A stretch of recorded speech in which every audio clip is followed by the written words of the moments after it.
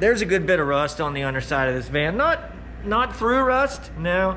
Just like bolt sticky, nut sticky rust. So I went ahead and bought a gallon of PB Blaster. PB Blaster.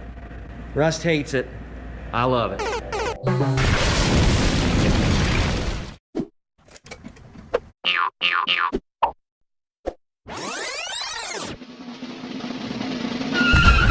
The engine degreaser, we're gonna put that on the inside of the transmission housing. And I also want to make sure that all the gears in the transmission are good. I'm just going to do a tracing of the holes and get a piece of steel and drill 2 holes in it, because that's really all that bracket is. My vise is sagging. Engine degreaser. We're going to clean the inside of this transmission housing. This is exciting, huh? Just letter soaked. If you want to do the, you can take the mask off and wear the sneeze guard on your head. There you go, face shield. If you want this instead of the mask, I mean, that's probably getting you 90% of protection and might be better for the video. I don't know if it'll be better for the video or not. Go headless. Oh, you look like a carpenter anyway. Love it. This is And great. glasses off and on, might be better. Do you have a hunk of steel? You could, I don't have one as thick as Jamie's, but I'm gonna get underneath there and make a tracing of the holes and measure them, because all we really need is to know what thread it is and the exact distance of the holes apart. Yeah. I want to do, you know, something that's adequate, beyond adequate, because of the increased torque of this engine. Motor. We got to get this transmission mounted firmly before we hang the motor on it. Right, because of the excess cantilever weight in the back. And we have to hang the motor and get it mounted before we can make the brackets to adapt to the stock brakes. So this piece of steel is a huge bottleneck. Yes. We have an unboxing. Oh, yeah, huh? I have a tap and die kit, so pull out. Sounds like the coronavirus in a personified form. Tap and die. That's a superset. It is. And it was my father's. I inherited it from him. But we have metric, and of course, Volkswagens were metric. I was in that farmhouse out there. A friend of mine was out. He's big into reclaiming, and he came out there to look at. He bought a couple of the logs from that cabin. He wanted to go searching through the house, and like an eagle eye, he looked on the floor in a pile of rubble, and he was like, "Oh, you might want that." And it's the tiniest little knife sharpener. And now, a Frederick find. Just this janky little thing with 2 little wheels on it. And he was like, "That's the best knife sharpener you'll ever find." And I'm like, "Never." And this knife was just a wreck. And I swiped it across it like 4 times. And you can shave your arm with this thing now. Happiness is a sharp knife. Oh, yes. Axle nut. Look at that. And then, whoa. Yeah, so we'll be able to easily get them on and off. Tools. On one time. The tools. Tools. We love Tools. tools here at Premium Weather.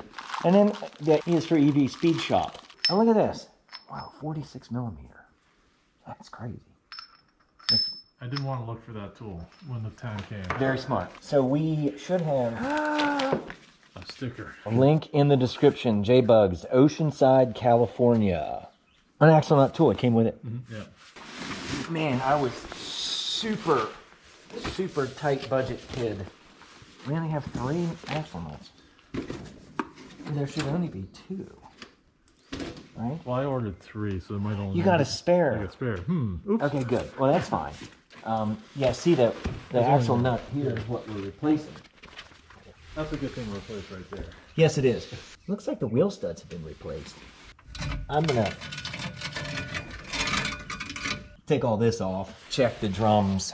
I don't know what kind of shape they're in. It's hard to tell, but with the extreme torque on demand from this electric motor, you're gonna need good brakes, Ward. Did we get instructions with the other one? I don't think so. Oh, good. That's handy. Sure is. Because, like I was saying, of all the repairs that I did on my cars, everything was just absolutely shoestring budget. Laughable. It's a wonder I'm still alive. And I could have never dreamed of affording new CV axles. You know, because my car was $200. I mean, look at this. You brought meat snacks. Is that prosciutto? It's, yeah, some prosciutto, whatever the charcuterie. Charcuterie. Can I eat some of this? Yeah. All we have to do is just measure the distance between these two holes in the rear frame tube. And there we go. So I made an impression of the bolt holes. Well, actually, they're technically called a cap screw, but really all we need is a block of steel that is substantial enough to hold this fork against the frame. I thought, just by the way this is designed, I thought for sure that there would be half circle cutouts on the bottom of that block, but really all it is just a block of steel that bolts up against and holds this in place. And it actually is below the frame tube.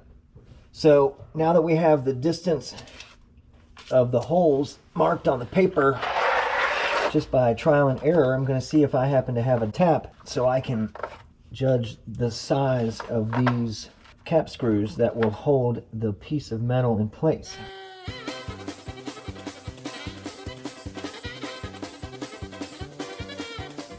Cleaning up the shop, or really starting to clean up the shop. I made it into like a freaking vase. Yep, I just stabbed myself with that. Are you okay? Oh yeah, I didn't hit it bad. So this is kind of the target size that we're looking for. This is 3/8, and that's what fit in there. So it will probably be 9mm. It's a very popular caliber of gun too. So that's kind of about the diameter of a 9mm bullet, isn't it? So what is the part called that we're trying to bolt on? I've never found a name for it. I don't know. It's that thingy. Is it transmission or motor? It's a transmission. It's the front transmission body mount. I have to ask Mr. Ferdinand Porsche. Right? Hey, say, hey Ferdy, what do you call this damn thing? You got a Ouija board? We could Call him up. We could try to call up old Ferdy and say, hey, what is this thing? So do you want to give it a name, Ward? I put front transmission body mount. Transmission body mount. Yeah. Yeah, I think, technically it would be part of the body.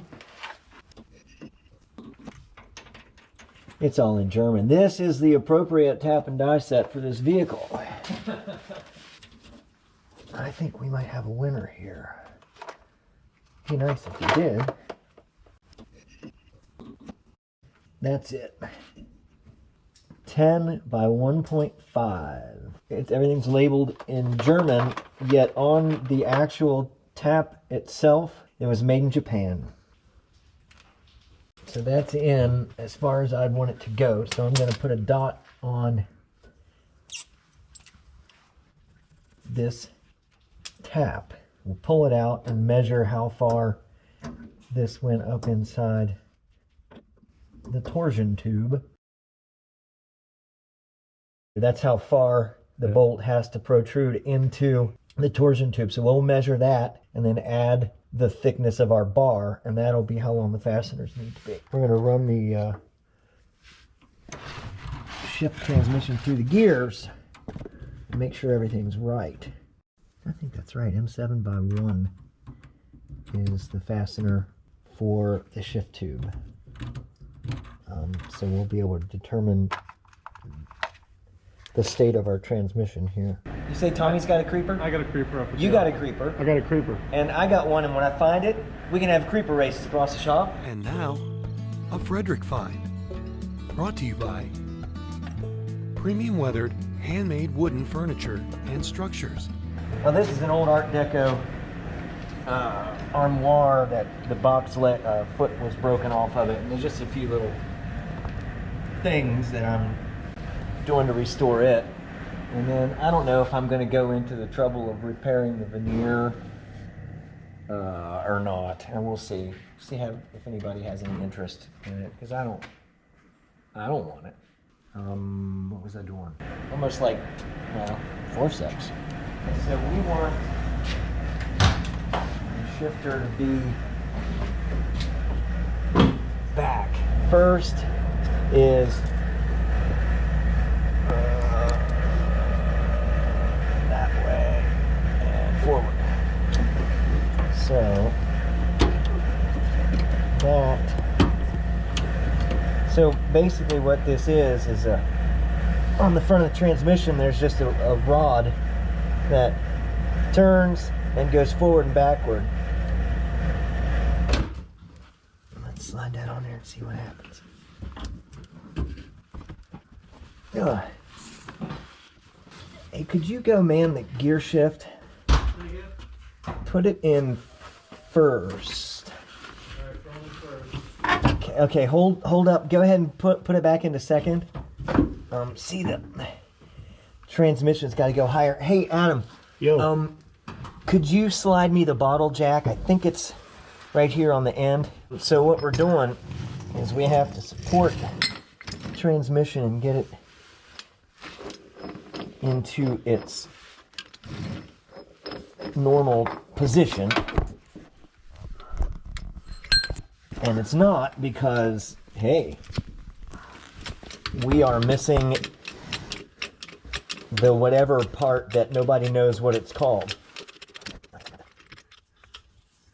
If anybody, any of you Volkswagen aficionados out there, there's a metal bar that attaches under this that bolts to the torsion tube and holds this in place. But we don't know what the name of it is. That's what we want. Now, Ward, if you could slowly push it into first. Okay, go ahead and push a little harder. Can you jiggle it back and forth a little? Yeah, yeah. Rotate it a couple more times. Okay. Hey, we need that PB Blaster.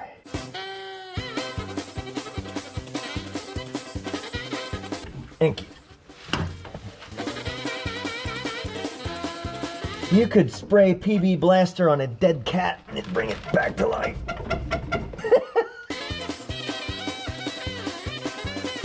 Can you jiggle it and try to get it into first? Okay, hold that right there. It might have. No, it's still not going on. Dag nabbit. Go ahead and pull it into second. So let's see what we got. It could have been a wrecked or ruined vehicle.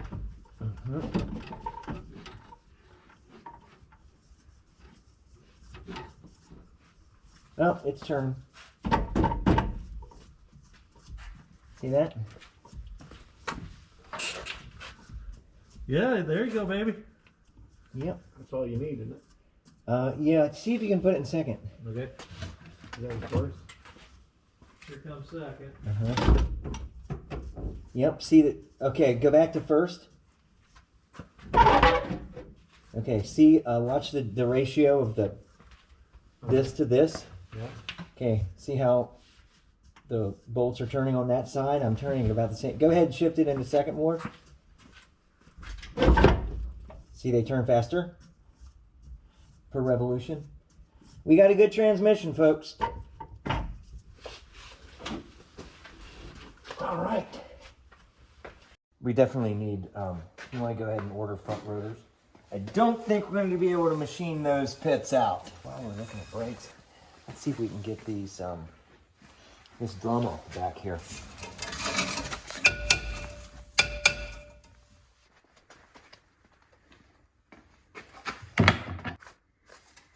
By hand.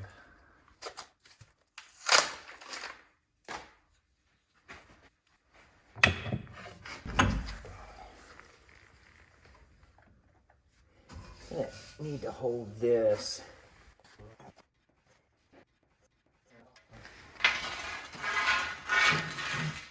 Is that a bed rail? No, it's actually It's a cross brace for a set of scaffolding. Now, Ward, all you got to do is stand. Yep. Stand on that. Not that hard.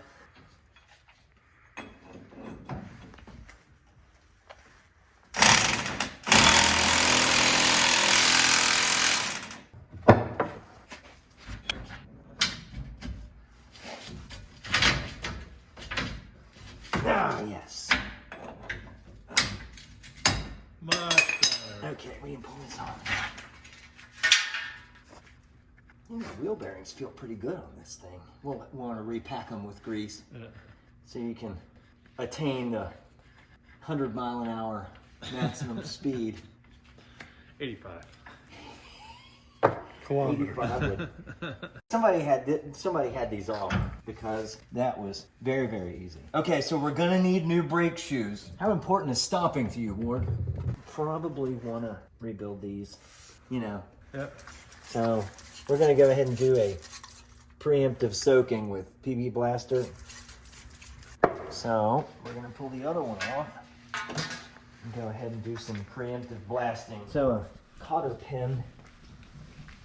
I wonder if Mr. Cotter invented it, I guess. Not the welcome back Cotter from, you know, from TV, but I wonder what Mr. Cotter's first name was. Who invented the cotter pin? Does anybody know? Comment to let us know.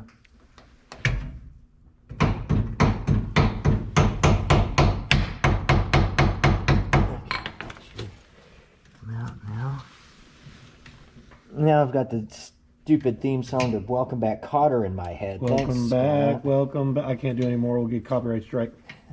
Gabe Kaplan, right? Yep.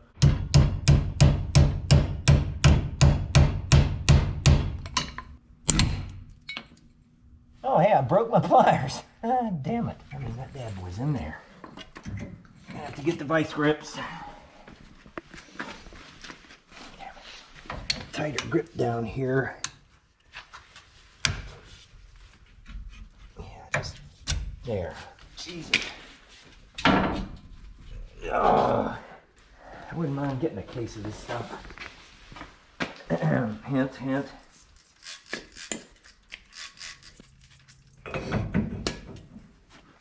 Is PB Blaster flammable?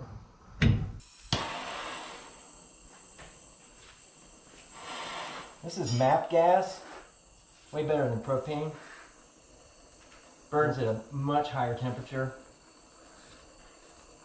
So what we want to try to do is the metal expands at different rates.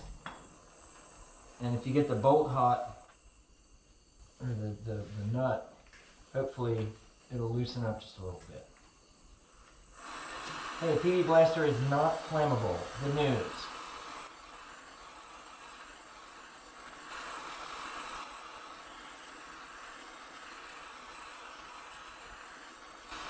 So what we're trying to do is to get the concentrated the heat on the nut and not on the axle shaft.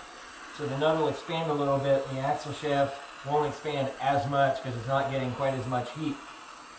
So hopefully that'll get it just enough of a difference so we can loosen it up. If not, plan B is just to soak it with PB Blaster and let it sit overnight.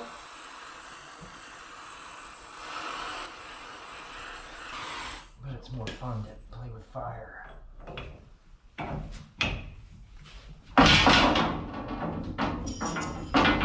Oh boy.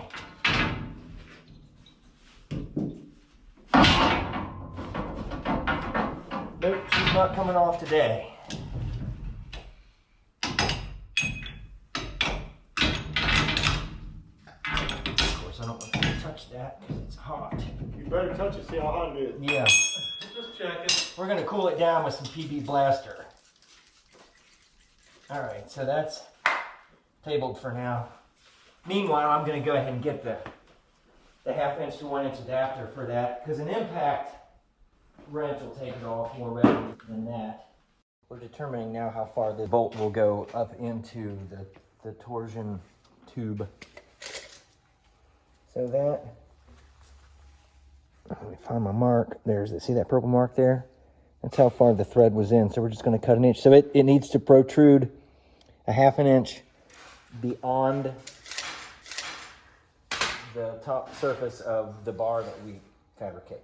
1/2 inch. So we're going to say plus a 1/2 inch. So here we have our, I'm just going to go ahead and trace the impression where the holes were. So this is an exact measurement of the spacing of the holes. So there we go. So we need a 10 by 1.5 plus a 1/2 inch for this. So I can put this back away. Yeah, so it's off to the fabrication shop to make our thing. Table over here. It's like 20 inches high. Is this John's? Yeah, Like who can work on that? it's a catch-all. But we get rid of termites though. Yes. And now, a Frederick find. Brought to you by premium weathered, handmade wooden furniture and structures. So there's the welder. Remember, I don't know if I showed you guys before the table that I made out of this I-beam, and Yeah. it's really pretty. Yeah. And if you would set something heavy on the end of the table, It's not going on. it just fell over. So I was like, oh hey, I got a welder now. So I got these nice T angle here and welded it onto the bottom of this. So now it's very stable. Not only that, but I also welded nuts on here for adjusters. I've got levelers on here now. It's clear coated. It's ready to go to whomever. You can contact me in the comments. So whatever size table you want, Whatever premium size, weather to I make, can they'll- make a table any size. any size. I made a table for him that was 42 inches wide and 11 feet long. I can make tables. On the next episode of E is for EV, a customer wants a glass tabletop. Ooh, that looks pretty. We should put a glass top on it. No, we can't. Because I made it for a bowling alley top. Scott is fascinated by mechanical fittings. Like a potential. Did you see how that locked in? Look at it. I got it on camera. Turn, and then And cussing is about to ensue. cussing is about to ensue. Make sure you follow us on Instagram, Facebook, and Twitter for photos, footage, and more. Thanks for watching E is for EV.